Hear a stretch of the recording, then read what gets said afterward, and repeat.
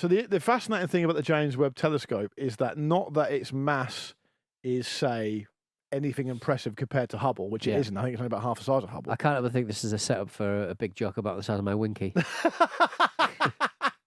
We're back to small talk chat again, aren't we? Exactly. How are you getting on with that? We'll do that in a minute.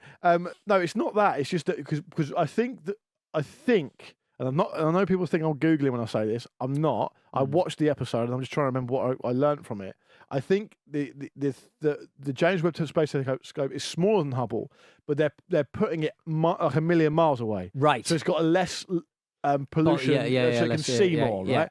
And what they've basically done, and I think because scientists a lot of the time can be awkward, socially awkward, kind of nerdy types, they're never going to win the PR war. So you put any scientist, could be an absolute genius, on the telly opposite someone who's really good at telly but stupid. Piers Morgan, who's a fucking thicko, right? But is brilliant playing the game. They're never going to win any kind of argument because it's about the presentation. So what tends to happen is science and scientists' achievements never get the respect they deserve.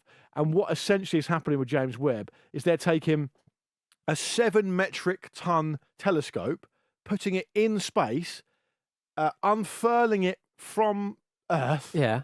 And it's going to be a million miles away in some kind of orbit they've worked out between all these different celestial bodies. And it's going to send crystal clear pictures and photographs of my penis. No, of the universe like 13 billion years ago, because essentially it's a time traveling thing, right? Because the light takes so long to get to us. When we're seeing those pictures, we're seeing a galaxy as it was that time ago. Yes, it is news. It's an instant replay. That's what people don't know enough, I don't think. That if, say, for example, there was a planet which is exactly like Earth, and it was 70 million light years away, i.e. it's going to take 70 million years for the light to reach them. And we can see it. We're like, we'll go over it. Well, but what are they seeing? What they're seeing. They're seeing the dinosaurs. Yeah. Because our light's not got there yet. Yeah. The light we get from the sun is taking 8 minutes to get here. So if the sun blows up now, it'll be 8 minutes before we find out. Yeah. So that's why it's so interesting, I think. 'Cause it's basically a time machine in terms of what you can see. You can't obviously participate in it, but you can see into the past. Yeah. Do you understand that? I understand all that, but then I was thinking, what if the telescope looks back at us? What do you mean? What's that saying then? Doesn't matter. If it's millions, if they just keep on going, and they somehow manage the time the signal gets back, that's going to be pretty much the same. We are going to be seeing the same. It's not about the signal; it's about the light. The signal's kind of instant. It's clearly not, though, is it?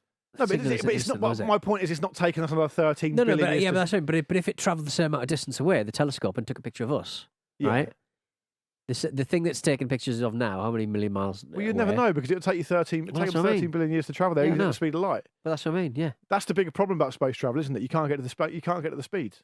It's impossible. Yeah. It's impossible to get to the speeds. It's frightening. The whole thing's frightening. I understand why you're not interested in it because you'd rather check out of it. It's the biggest. The problem's too big.